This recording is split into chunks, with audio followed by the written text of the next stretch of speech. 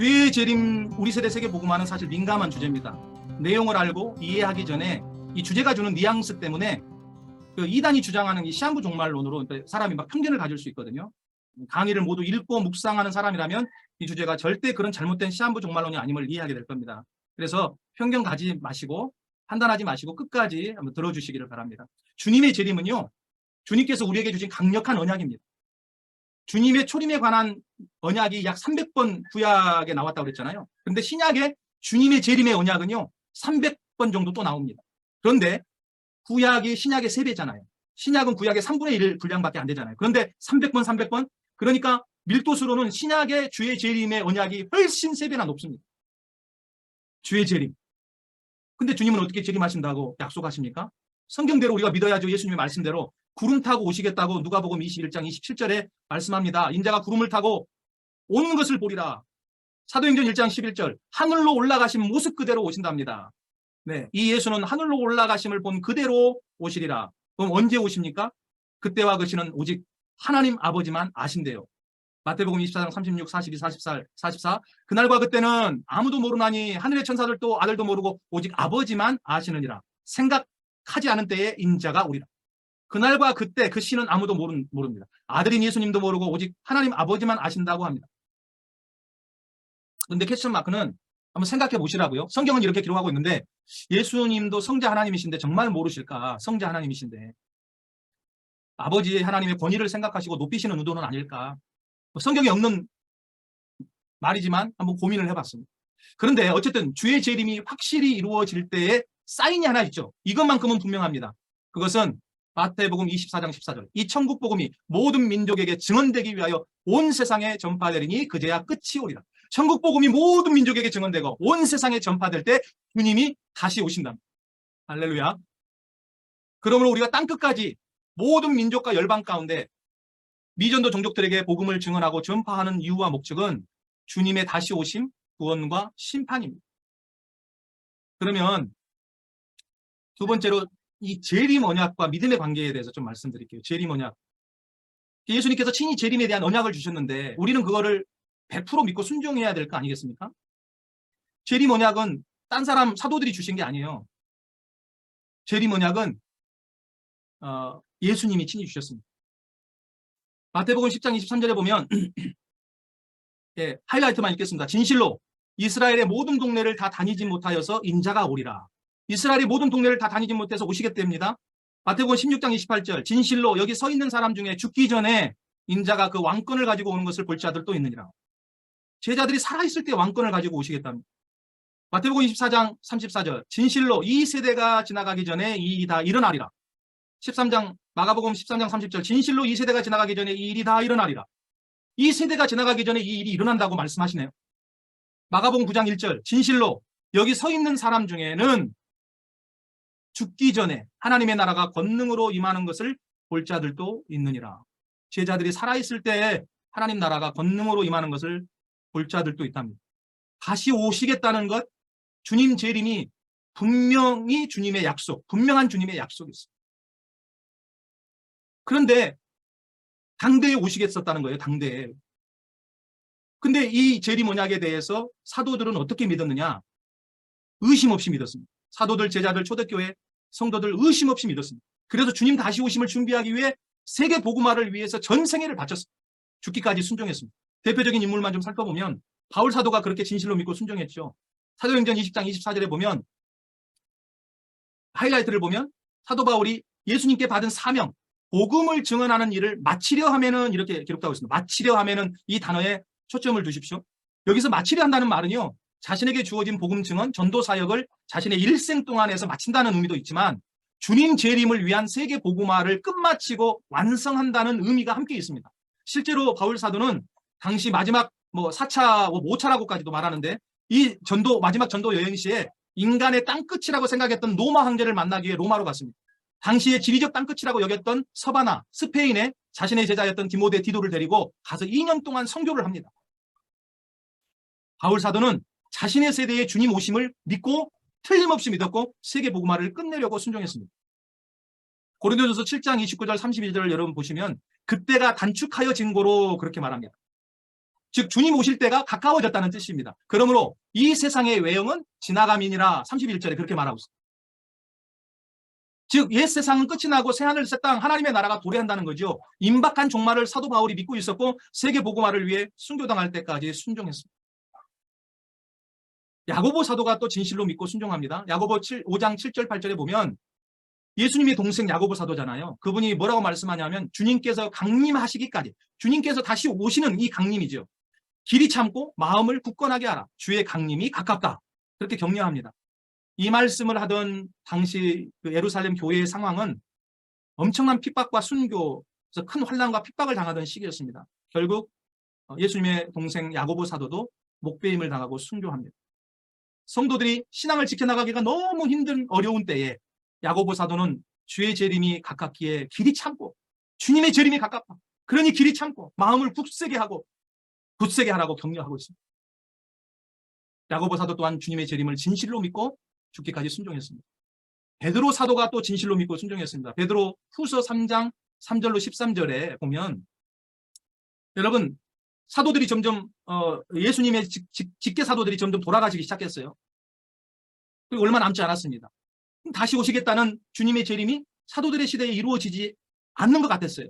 이런 상황 속에서 예수님의 사도들 직계 제자들이 하나둘씩 세상을 떠나갔습니다. 그러자 초대교회 성도들 안에 논쟁이 일어나기 시작했습니다. 주님이 오셨다. 아니 아직 안 오셨다. 아니 오셨다. 오셨는데 성령으로 오셨다.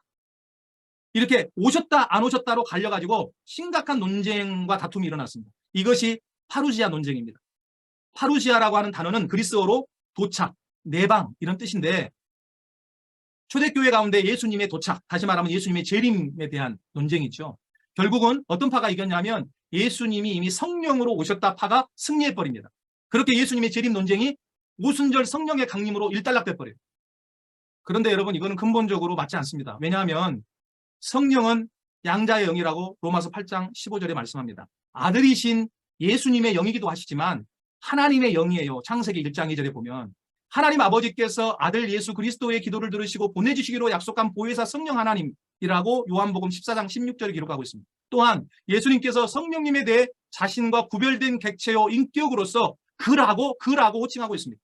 요한복음 14장 26절 15장 26절. 여러분 그리고 중요한 것은 다니엘서에 보면 신상을 예언하죠. 신상에 대한 예언. 이 세상 제국에 대한 모습을 보여준 거 아닙니까? 그때 여러분 로마 제국 시대를 넘어서 이 철 종아리가 로마 제국 시대지 않습니까? 천년의 로마 제국 시대. 그 로마 제국 시대를 넘어서 두 발과 열 발가락이라고 하는 열광과 열부기 시대가 남아 있었어요. 그런데 갑자기 뜨인 돌이 갑자기 두 발과 열 발가락을 쳐버리죠. 그래서 신상이 무너집니다. 이게 세상의 제국이 완전히 무너지는 겁니다. 망하는 겁니다. 그리고 새로운 주님의 왕국, 하나님의 나라가 도래하게 돼요. 그런데 잘 들어보십시오. 오순절 성령 강림 사건은 로마 제국 시대에 일어난 사건입니다. 예수님도 로마 제국 시대의 분이었고요. 주님의 재림은 로마 제국 시대가 아닌 두 발과 열 발가락 시대의 종말과 함께 임하는 사건이에요. 즉, 이 세상 제국의 마지막은 로마 제국 시대가 아니에요. 그래서 예수님께서 성령으로 재림하셨다는 주장은 억측이고 옳지 않습니다. 이때 베드로 사도가 주님의 재림 연기에 대해서 놀라운 변증을 합니다.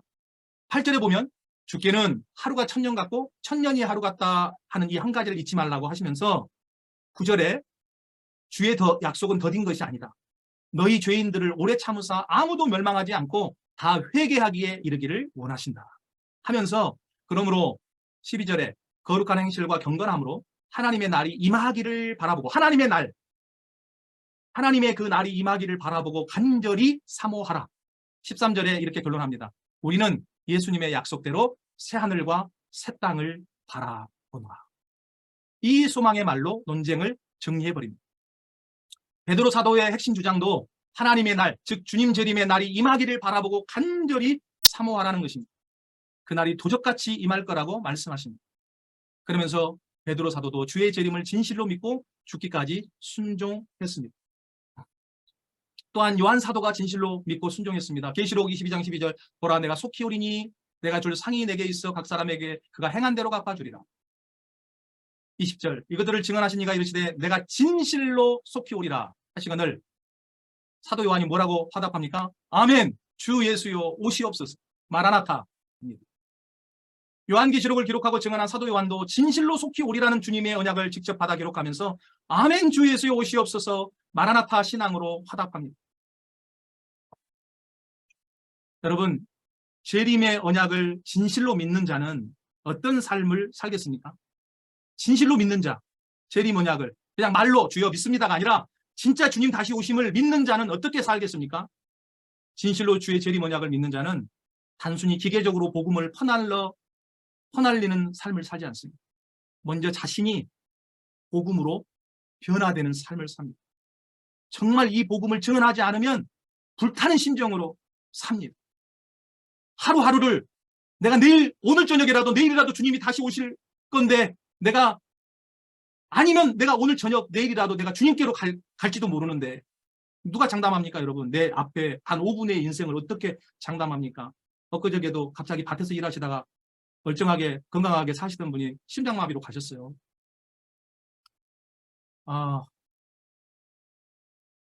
우리 앞날을 알 수가 없습니다, 여러분. 그래서 우리 하루하루의 삶이 종말적 삶을 살지 않으면 안 됩니다. 저도 팬데믹을 거치면서 가까이에 살았던 우리 필리핀의 정말 귀한 우리 선교사님 한 분이 정말 에어앰뷸런스까지 불러서 한국으로 갔지만 결국은 하늘나라로 먼저 가게 되는 사건을 보면서 그분은 나보다 3살밖에 많잖아요.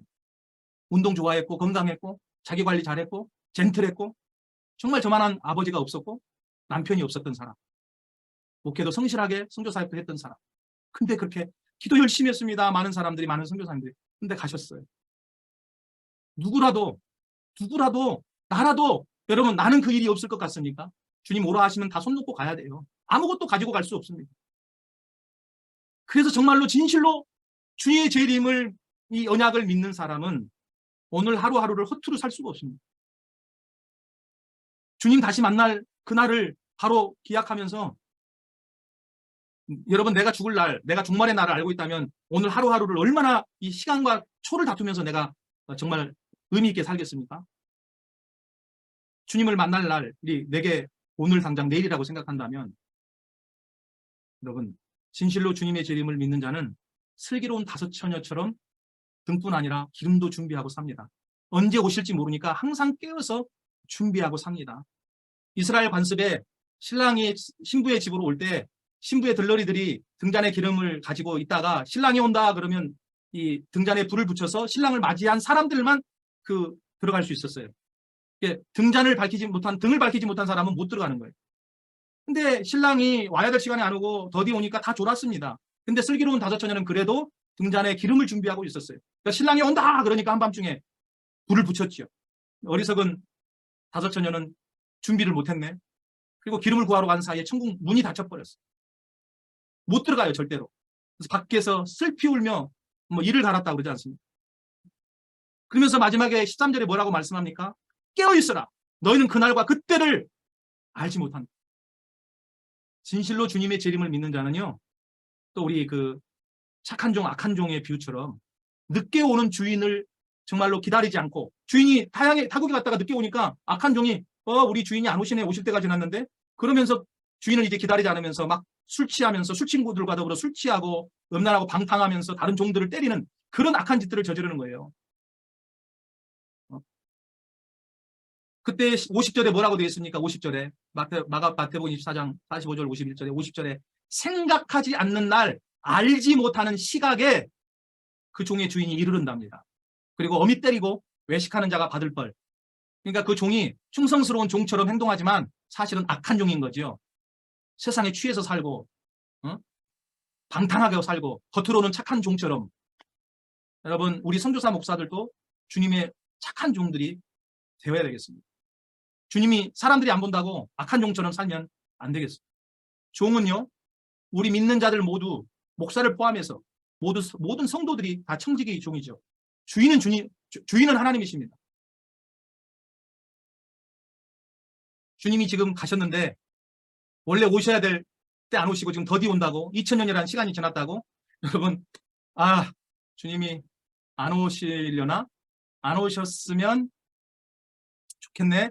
오시더라도 내 때에는 안 오셨으면 이런 마음 혹시 안 가지십니까? 저는 솔직히 가졌어요. 왜?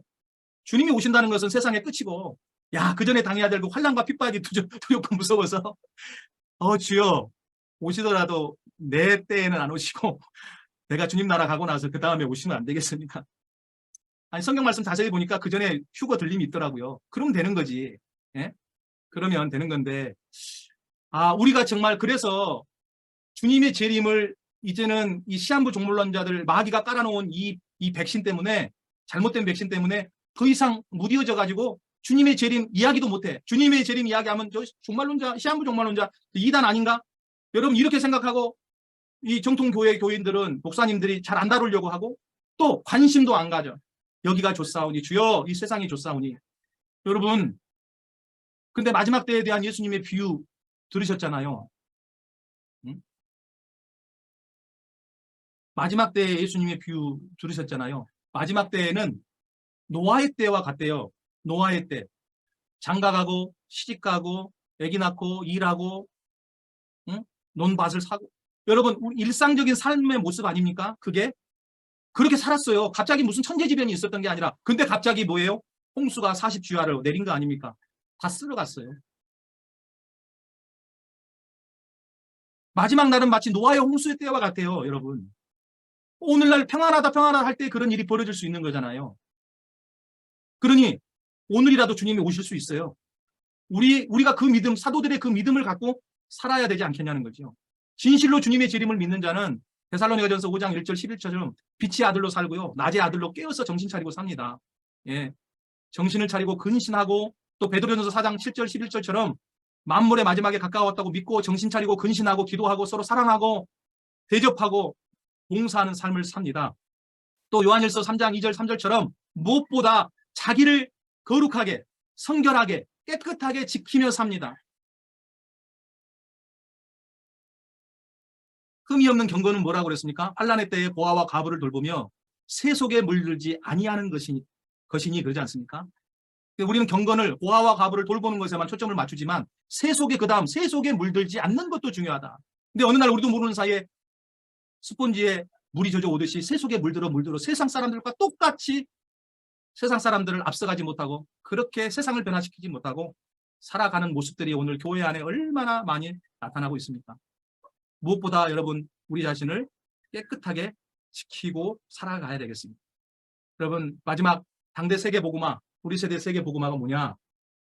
시간이 좀 지났습니다만 죄송합니다. 조금만 시간을 더 주십시오. 당대 세계복음화 우리 세대 세계복음화란 주의 재림의 언약을 믿고 순종하는 삶입니다. 이것이 우리 믿는 자의 결론입니다. 그리고 우리 믿는 자의 목적이고 우리 믿는 자의 방향입니다. 그래서 주의 재림과 새 하늘 새 땅의 도래를 위해서 우리 세대에 우리 손으로 세계 복음화를 주님께 이루어 드리도록 최선을 다하는 삶을 살아야 된다는 것입니다.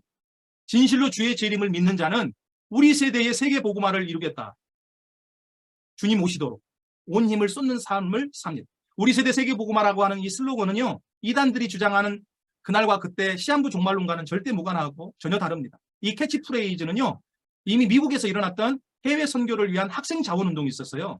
더 스튜던트 발론티어 무브먼트 포 포린 미션이라고 하는 이때 사용됐던 슬로건이거든요. 이 학생 자원 운동은 1886년 미국 노스필드에서 미국의 대학생들 또 유럽의 대학생들에게 복음과 선교에 대한 도전을 주기 위해서 여러분이 잘 아는 피어선 박사님 또 우리가 잘 아는 드와이트 라이먼 무디 목사님 이분이 무디 전도사죠. 이분이 함께 설립한 해외 선교를 위한 학생 선교운동 단체였습니다. 피어선 박사는 19세기 선교운동의 유명한 캐치프레이즈인 이 세대 안에 우리 손으로 세계 복음화 이 슬로건을 만들었어요. 그 기치 아래 미국과 유럽 청년들에게 선교에 대한 동기를 강력하게 부여했습니다. 이분은 미국 장로교 목사이자 성경교사 양성가였고 선교운동 지도자로 근대 복음주의 선교운동에 지대한 영향을 미친 분이셨어요. 이분의 뭐 업적 영향을 준 사람들 다 표현할 길이 없지만 우리가 잘 아는 대표적인 분들이 우리 한국의 선교사로 오셨던 셔우드 선교사님, 셔우드 에디, 존 모트, 헨리 윈터스 루스 이분은 그 타임즈 잡지 설립자인 헨리 루스의 아버지죠. 이와 같은 수많은 청년 대학생들에게 선교의 비전을 심겨줬고 그에 고무된 많은 선교사들이 생판 들어보지도 못한 아시아, 한국, 중국으로 선교를 왔습니다. 근데 이분들은 참 선교운동에 감동을 했던 많은 미국, 유럽의 대학생들이 우리 선교운동과 선교 뭐죠? 예, 자원하는 선교를 이렇게 일으키는 운동가인 이용남 선교사님의 선교사님들 이야기들을 보면 눈물을 안 흘릴 수가 없습니다. 그분들의 일대를 들어보면 그분들이 자기의 주어진 그 모든 학벌, 사회적 성공, 영광, 사랑하던 애인과의 결혼 포기한 채 우리 세대 안에 세계복음화를 이루겠다고 헌신을 해서 오는데, 복음화를 위해서 자신들의 삶의 터전에 정반대에 살고 있는 알지도 못하는 중국, 한국 복음화를 위해 헌신하고 그렇게 자신들의 고귀한 젊음을 불태웠습니다. 어떤 이는 몇 개월째 지속되는 항해 도중에 복음 한번 전해보지 못하고 병에 걸려서 죽습니다. 도착해서 복음의 전도에 꽃도 피우지 못한 채 풍토병으로 순직하고, 거기서 태어난 많은 자녀들이 어린 나이에 하늘나라로 부름을 받습니다. 남편도 그렇게 순직을 하고, 사모님 선교사님이 또 미국으로 갔다가 다시 이 땅을 잊지 못해서 돌아와서 마지막 또 복음을 전하고 순직을 하고, 그래서 오늘 우리에게 이 복음이 증언되지 않았습니까? 우리가 이렇게 믿을 수 있는 것은 그분들의 역할입니다. 그분들이 많은 학교와 병원과 교회를 세워서 오늘 이 대한민국을 이루었지 않습니까? 여러분, 이분들이 이 세대 안에 세계 복음화를 이루어 보겠다, 이런 슬로건을 가지고 오지 않았다면 어찌 여러분 우리가 복음을 들을 수 있었겠습니까? 하나님께 이루어 드리겠다 하겠다는 그들의 열정과 그 긴박성, 종말적 긴박성이 있었기 때문에 오늘 우리들에게 복음이 전달됐고 그 믿음으로 우리가 영생 구원을 받게 된 거 아닙니까? 나의 구원과 축복에는 그들의 보이지 않는 우리 세대 당대 세계 복음화에 대한 헌신과 순교와 순직이 있었습니다. 선교의 주체 하나님이신 것이 맞습니다. 하나님의 선교입니다. 하나님께서 주체가 되시고 이루시는 것이 근본적으로 맞습니다. 그래서 이 세대 안에 우리 손으로 세계 복음화를 하겠다고 하는 것이 어찌 보면 당돌해 보일 수 있고 교만하게 비춰질 수 있습니다. 그러나 사도들의 시대로부터 연기되고 지연된 주님의 오심을 앞당기기 위해서 세상의 모든 것을 내려놓고 주님을 위해 젊음을 바치고 한평생을 주의 복음을 위해 헌신하겠다는 결의에 찬 각오와 그 결기가 담긴 구호로 우리가 해석하면 좋을 것 같습니다. 그 구호 안에 그리스도 예수님의 십자가의 은혜를 입은 성도와 제자들의 세계 복음화에 대한 결기가 담겨 있습니다. 사도들이 그렇게 살았고 제자들과 초대교회 성도들이 이런 종말적 믿음과 신앙 고백을 따라 세계 복음화를 위해 헌신했습니다. 우리는 주님께서 생각지 않은 때에 다시 오신다는 종말적 긴박성을 항상 우리 마음속에 간직한 채 살아야 할 것입니다. 그래야 방심하지 않고 나태하지 않고 세속에 물들지 않고 주님을 위해 헌신하는 삶을 우리가 죽을 때까지, 주님 다시 오실 때까지, 주님 만날 때까지 살게 될 것입니다. 그렇게 열정적으로 세계 복음화를 이루는 복음 전도를 하다가 주님이 오시지 않고 내가 주님께로 간다고 해도 우리가 헛된 삶을 산 것입니까? 주님 앞에 가서 주님 뵐 때 내가 사는 날 동안 주님을 자랑하고 주님을 시인하며 주님을 하나님의 아들 그리스도로 증언하며 살았습니다. 주님, 이렇게 고백할 때 자라야 또 나 착하고 충성된 종아, 네가 나를 시인하고 자랑하였으니 내가 하나님 앞과 천사들 앞에서 너를 자랑하고 시인하리라. 칭찬 듣고 상을 받게 되지 않겠습니까? 복음 전도를 통해 교회 부흥을 넘어 지역 복음화, 민족 복음화, 세계 복음화는 다음 세대로 넘길 과제가 아니라 사도들, 제자들, 초대교회 성도들처럼 종말적 긴박성을 가지고 우리 세대, 우리가 이루어 드릴 사명이자 소명으로 받았으면 좋겠습니다. 이 성경 구절로 이 강의 대단원을 마무리하겠습니다.